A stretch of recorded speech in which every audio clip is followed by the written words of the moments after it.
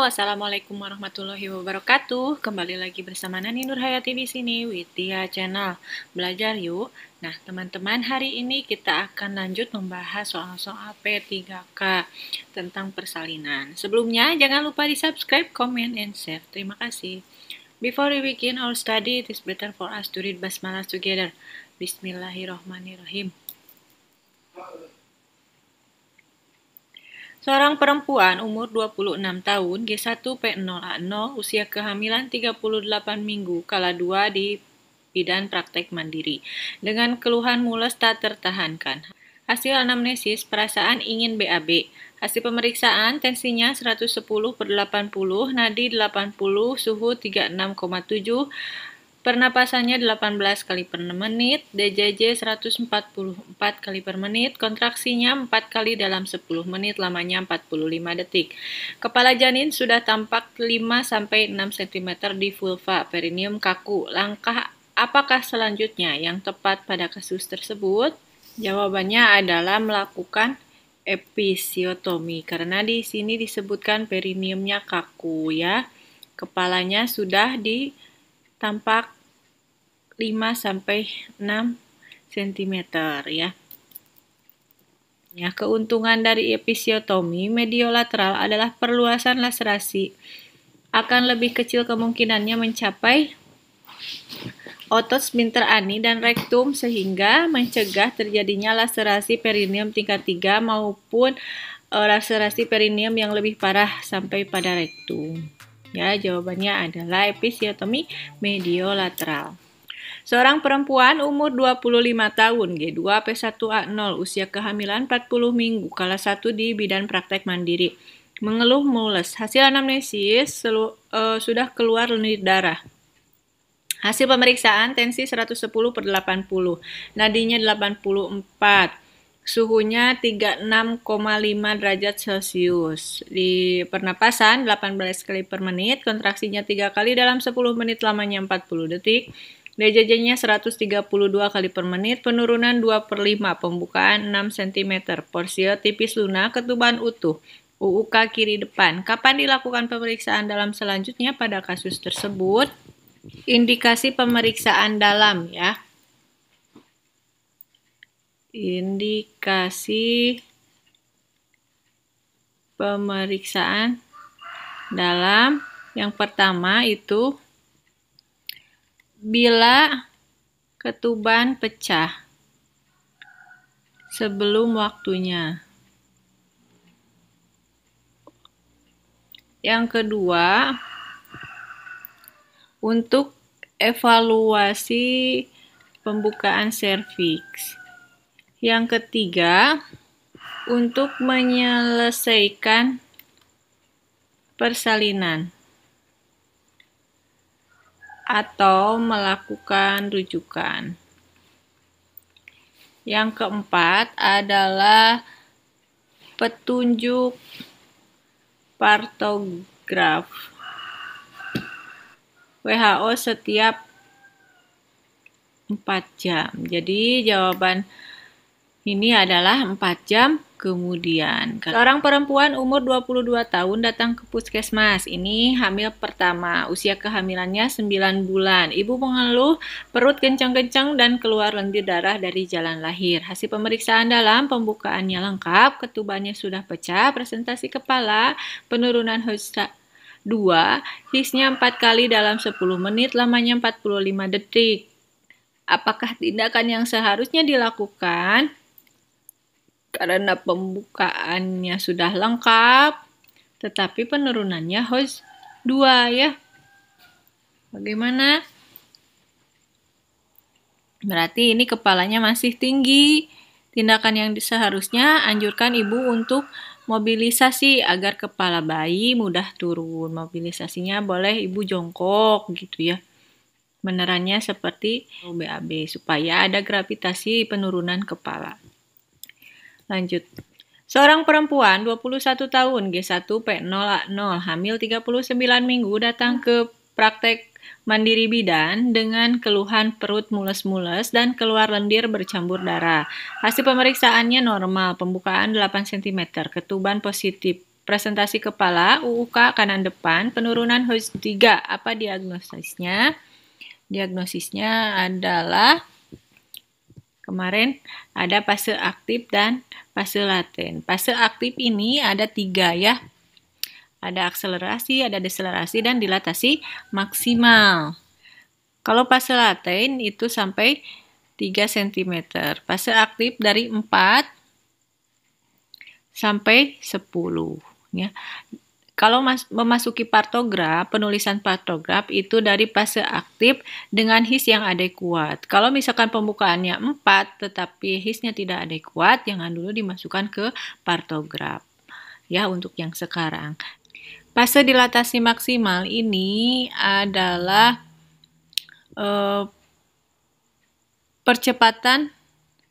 fase percepatan memulai fase aktif persalinan ke fase maksimal, yaitu ketika pembukaan serviks terjadi paling cepat 4-9 cm. Nah, ini dilatasi maksimal. Ini pembukaannya 8 ya. Jadi masuk ke yang infartu kala 1 fase aktif dilatasi maksimal. Kurva persalinan Friedman ya, yaitu akselerasi itu pembukaan dari 3 ke 4, kemudian dilatasi maksimal itu dari 4 ke 9, dan deselerasi ini dari 9 sampai dengan lengkap. Nah, ini terjadi dalam 2 jam masing-masing ya. Seorang perempuan G3P2A0 hamil 40 minggu kala 2 di bidan praktek mandiri ingin meneran. Hasil pemeriksaannya normal, TFU 34. DJJ 136 kali per menit, kontraksinya 4 kali dalam 10 menit, lamanya 45 detik, pembukaan lengkap, ketubannya utuh. Nah, langkah selanjutnya, apa yang paling tepat? Di sini adalah pembukaannya sudah lengkap tapi ketuban utuh, jadi kita lakukan amniotomi di pembukaan lengkap. Seorang perempuan 31 tahun G1P0A0 aterem kala 2 di bidan praktek mandiri dipimpin meneran. Saat ini kepala janin sudah nampak 5-6 cm. Langkah selanjutnya, apakah yang paling tepat pada kasus tersebut?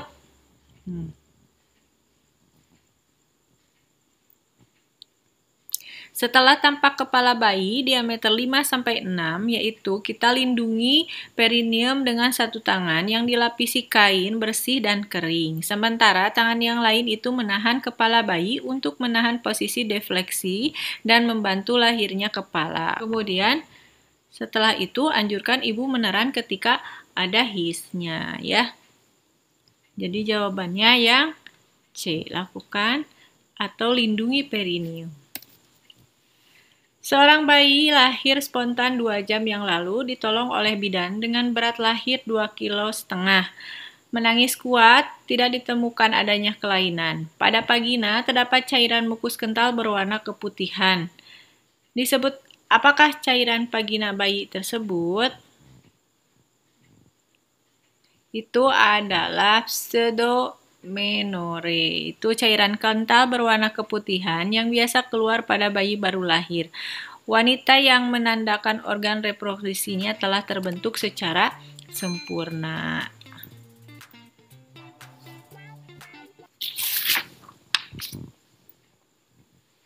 Seorang perempuan umur 31 tahun, G1P0A0, kala 2 di bidan praktek mandiri sedang dipimpin meneran. Saat ini kepala janin telah selesai putaran paksi luar. Langkah selanjutnya, apakah yang paling tepat pada kasus tersebut? Yaitu Langkah persalinan normal setelah bayi melakukan putaran paksi luar, itu kita pegang secara biparietal.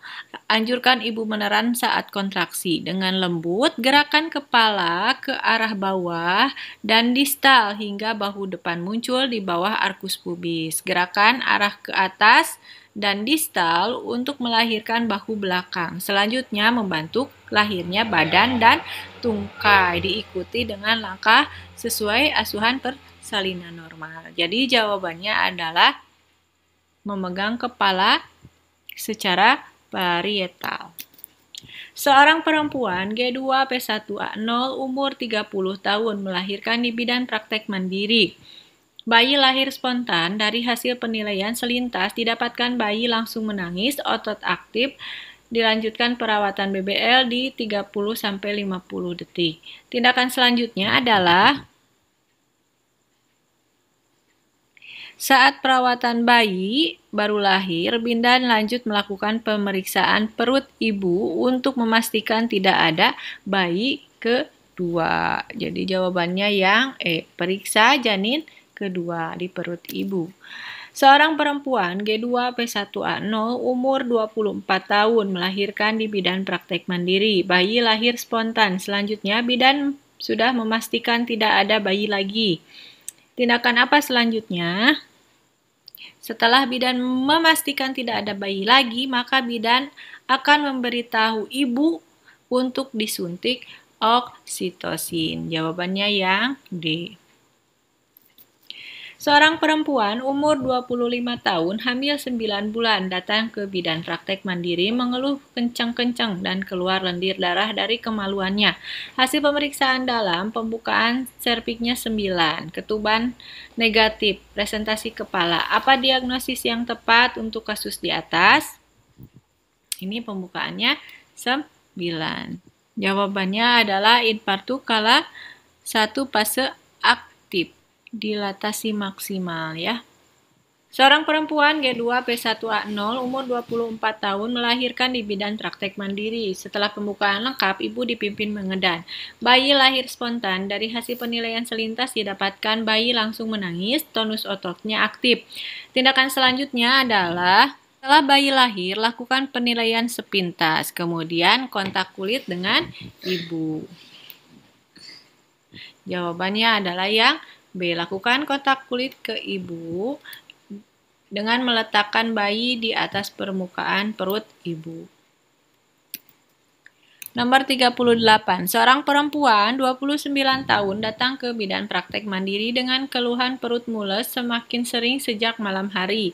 Di hasil pemeriksaan, tensinya dan tanda-tanda vitalnya normal. TFU 30, DJJ 147 kali per menit dan teratur. Kontraksinya 4 kali dalam 10 menit, lamanya 45 detik. Pembukaannya sudah lengkap. Ketubannya sudah negatif dan kepala host 3+. Apa tindakan selanjutnya? Yaitu pembukaan lengkap, kemudian ketubannya negatif. Kepala udah di host 3+, berarti udah di dasar ya. Nah, anjurkan posisi yang nyaman, kemudian pimpin meneran jika ada kontraksi. Jawabannya adalah D. Bidan di bidan praktek mandiri kasih bunda menolong kelahiran bayi. Bayi sudah dilakukan IMD dan pemeriksaan fisik. Yang dilakukan bidan untuk mencegah perdarahan pada bayi baru lahir adalah memberikan suntik vitamin K 1 mg secara IM. Seorang perempuan usia 23 tahun, P1A0, berada dalam proses persalinan kala 3 di praktek mandiri bidan. Hasil pemeriksaan kontraksi uterus ibu baik, TFU sepusat, perdarahan sedikit, tali pusat tidak memanjang. Bidan sudah memberikan injeksi oksitosin kedua pada 15 menit postpartum dan telah melakukan penegangan tali pusat terkendali saat uterus berkontraksi. 15 menit setelah pemberian oksi kedua, plasenta belum juga lahir. Keadaan bayinya baik. Apa diagnosis pada kasus tersebut? Nah, ini disebut apa? Retensio plasenta. Retensio plasenta itu adalah plasenta yang tidak segera lahir dalam waktu 30 menit setelah bayi lahir. Merupakan keadaan patologis, ya. Dan retensio plasenta ini ada beberapa jenisnya. Ada adesiva, akreta, inkreta, perkreta, dan incarcerata. Retensio plasenta ini dapat terjadi pada keadaan atonia uteri dan implantasi plasenta yang terlalu kuat. Gitu ya. Seorang perempuan umur 30 tahun, G1P0A0, hamil 39 minggu, datang ke bidan praktek mandiri bidan. Mengeluh sering kencang-kencang dan teratur disertai pengeluaran lendir darah. Penglihatannya kabur, nyeri ulu hati. Hasil pemeriksaan, ada udim pada kaki, ada udim pada kelopak mata. Tensinya 160/110. Nadinya 82 kali per menit, pernapasan 20 kali per menit. Suhunya 36. Di PD pembukaan 2, ketuban positif, kepala host 2+. Apakah pemeriksaan fisik yang diperlukan untuk menunjukkan Apakah pemeriksaan fisik yang diperlukan untuk menunjang pemberian terapi pada kasus tersebut? Nah, ini pemeriksaan fisik ya yang ditanyakan. Kalau pemeriksaan lab kita pilih protein urin. Kalau pemeriksaan fisik kita lakukan apa? Refleks patella. Seorang perempuan umur 25 tahun, G2P1A0, usia kehamilan 40 minggu, kala 1 di bidan praktek mandiri, dengan keluhan sering mules, hasil anamnesis keluar lendir darah, kontraksi makin sering, memilih untuk berbaring. Hasil pemeriksaan tensinya 110/80, nadinya 84 kali per menit, suhunya 36,5 derajat Celcius, pernapasannya 18 kali per menit. Kontraksinya 3 kali dalam 10 menit, lamanya 45 detik. DJJ-nya 132 kali per menit. Penurunan kepala 2/5, pembukaan 7, porsio tipis lunak, ketubannya utuh. Muka kiri depan. Posisi apakah yang paling tepat pada kasus tersebut? Nah, di sini pembukaannya 7 ya. Yaitu kita anjurkan untuk miring ke kiri karena ibunya memilih untuk berbaring, ya. Dengan posisi muka kiri depan, ya, memfasilitasi putaran paksi dalam. Tidur miring ke kiri membantu sirkulasi darah janin tidak terhambat. Posisi ini menurut beberapa referensi akan membuat kerja jantung lebih mudah karena berat badan bayi tidak menekan pena besar yang disebut pena cava inferior yang bertugas membawa darah kembali dari kaki ke jantung. Hal ini juga akan meningkatkan sirkulasi darah lebih cepat yang menuju ke janin, rahim, dan ginjal. Hal ini karena hati kita berada di sebelah kanan perut, sehingga berbaling ke kiri membantu melindungi rahim juga ya. Seorang perempuan umur 31 tahun, G1P0A0, hamil aterem, kala 2 di bidan praktek mandiri sedang dipimpin beneran. Hasil pemeriksaan tensinya 110/70, pernapasannya 20 kali per menit, TFU 33, DJJ 142 kali per menit, kontraksinya 4 kali 10 menit, lamanya 45 detik. Saat ini kepala janin telah selesai putaran paksi luar. Langkah selanjutnya, apakah yang paling tepat pada kasus tersebut? Yaitu kepala janin telah selesai putaran paksi luar, berarti memegang kepala secara parietal. Langkah persalinan normal setelah kepala melakukan putaran paksi luar yaitu pegang secara parietal. Anjurkan ibu untuk meneran saat ada kontraksi. Kemudian gerakan kepala ke arah bawah dan distal sehingga lahir bahu depan ya. Kemudian arah lagi ke atas dan distal untuk melahirkan bahu belakang. Gitu. 44. Seorang perempuan umur 20 8 tahun G2P1A0, usia kehamilan 39 minggu, datang ke puskesmas dengan keluhan mulas tak tertahankan. Hasil anamnesis sudah keluar lendir darah. Hasil pemeriksaan tensinya 120/80, pernapasan 20 kali per menit, nadinya 84 kali per menit, suhunya 36,8 derajat Celcius, TFU 32, DJJ 136, dan teratur. Penurunan kepalanya 3/5, kontraksi 3 kali dalam 10 menit, lamanya 40 detik. Porsio tipis lunak, pembukaan 6, ketuban utuh, UK kiri depan. Rencana asuhan apakah yang paling tepat? Yaitu kita melakukan observasi DJJ per 30 menit. Ya. Seorang perempuan umur 35 tahun G3P2A0, hamil aterem, telah melahirkan secara spontan. Hasil pemeriksaan tensinya 100/70, nadinya 84, suhunya 36,5 derajat Celcius, pernapasannya 20 kali per menit. 15 menit kemudian, plasenta belum lepas. Ibu merasa mules, terjadi semburan darah tiba-tiba, tali pusat pun memanjang. Apakah tanda lainnya yang menandakan pelepasan plasenta? Yaitu perubahan bentuk uterus menjadi globuler, ya.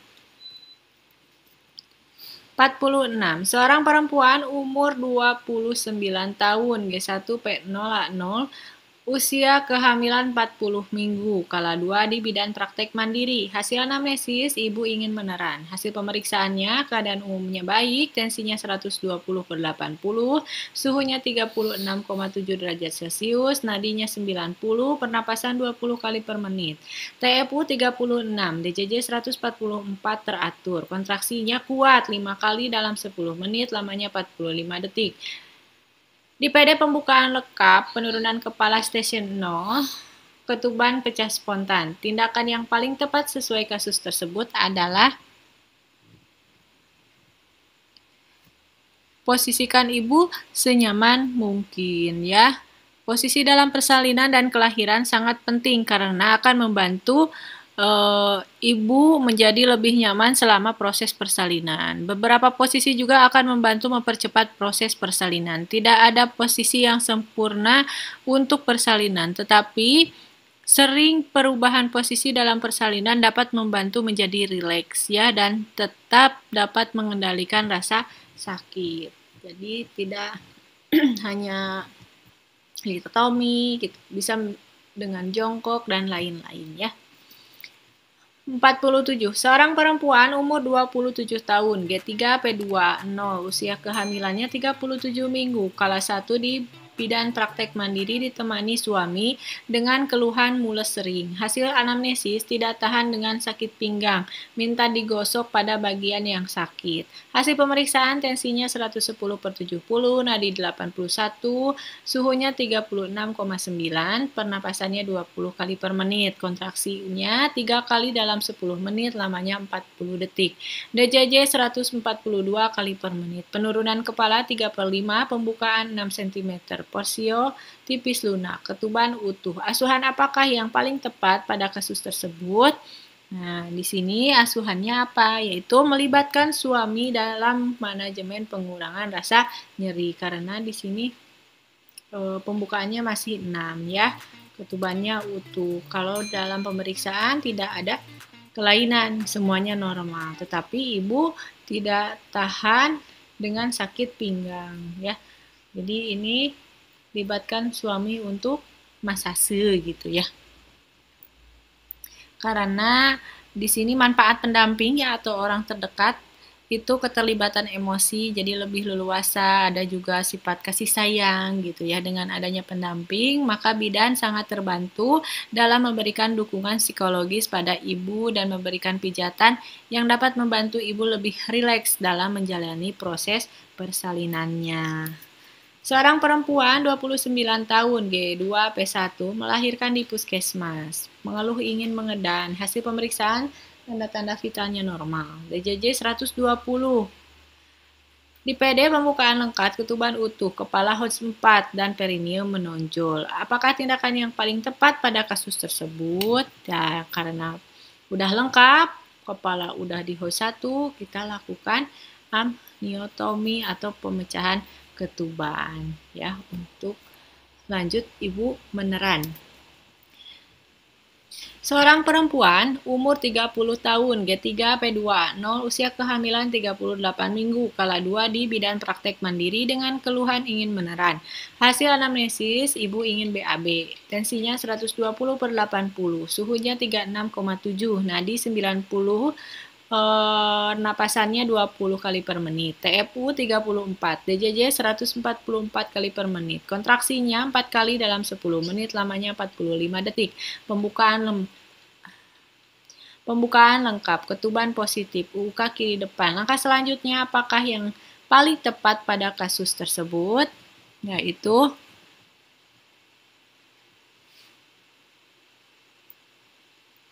ini pasiennya kala 2, ingin meneran ya.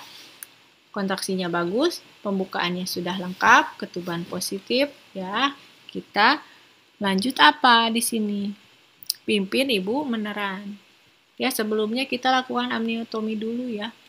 Tetapi di sini tidak ada yang option amniotomi ya. Nomor 50, seorang bidan di desa dipanggil keluarga pasien ke rumah pasien. Sesampainya di rumah pasien didapatkan kondisi ibu dalam kala 2 persalinan. Hasil anamnesis umur 35 tahun, G4P3, 0 usia kehamilan 38 minggu. Riwayat persalinan yang lalu normal. Tensinya 110/80, nadinya 80. Mulesnya 4 kali dalam 10 menit, lamanya 40 detik, DJJ-nya 144 kali per menit. Tanpa sakrum janin pada posisi anterior-posterior di pulpa. Rencana asuhan apa? Nah, ini kala 2. Kemudian ini juga G4. Jawabannya adalah yang E, melahirkan bayi sampai tampak perut dan sebagian dada janin. Karena apa? Mempertahankan persalinan presentasi bokong yang fisiologis itu bisa ya sama bidan. Seharusnya di rumah sakit ya, asalkan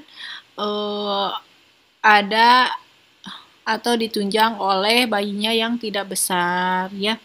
Kemudian multigrapida. Riwayat persalinannya semuanya normal. Kondisi pasiennya juga baik ya. Nah, itu syarat-syaratnya ditolong oleh bidan ya, seharusnya di rumah sakit ya. Seorang perempuan G1P0 A0 40 minggu kala 2 di bidan praktek mandiri. Hasil anamnesis sudah 60 menit ibu belum merasa ada dorongan meneran.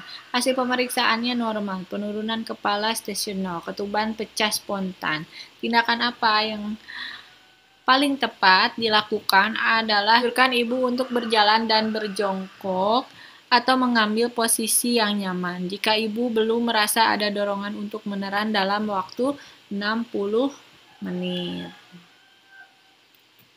Seorang perempuan G1P0 hamil 40 minggu kala 2 di bidan praktek mandiri. Hasil anamnesis ingin meneran. Hasil pemeriksaan normal, HIS-nya 5 kali dalam 10 menit, lamanya 45 detik. Pembukaannya lengkap. Penurunan kepala stasiun 0, ketuban pecah spontan. Tindakan apa yang paling tepat? Seorang perempuan G1P0 A0 hamil 40 minggu kala 2 di bidan praktek mandiri. Hasil anamnesis ingin meneran. Hasil pemeriksaannya normal. HIS-nya 5 kali dalam 10 menit, lamanya 45 detik. Di PD pembukaannya lengkap, penurunan kepala stasiun 0, ketuban pecah spontan. Tindakan yang paling tepat adalah posisi dalam persalinan dan kelahiran itu sangat penting ya, karena akan membantu menjadi lebih nyaman selama proses persalinan. Jadi posisi yang tepat adalah bantu ibu posisi setengah duduk dan pastikan ibu merasa nyaman.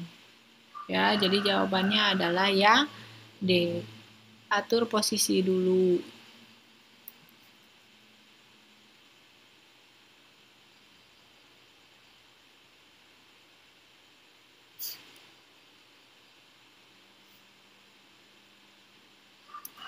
Oke, sekian. Terima kasih soal-soal yang hari ini kita bahas. Mudah-mudahan banyak manfaatnya. Mohon maaf bila banyak kekurangan, kelebihannya dari Allah Subhanahu wa Ta'ala. Jangan lupa di-subscribe, comment, and share. Terus teman-teman kalau mau soal-soal tahun kemarin ya yang keluar, boleh email ke dia channel34@gmail.com sama materi-materi dan soal latihan yang lainnya ya. Oke, terima kasih. Wabillahi taufiq wal hidayah. Wassalamualaikum warahmatullahi wabarakatuh.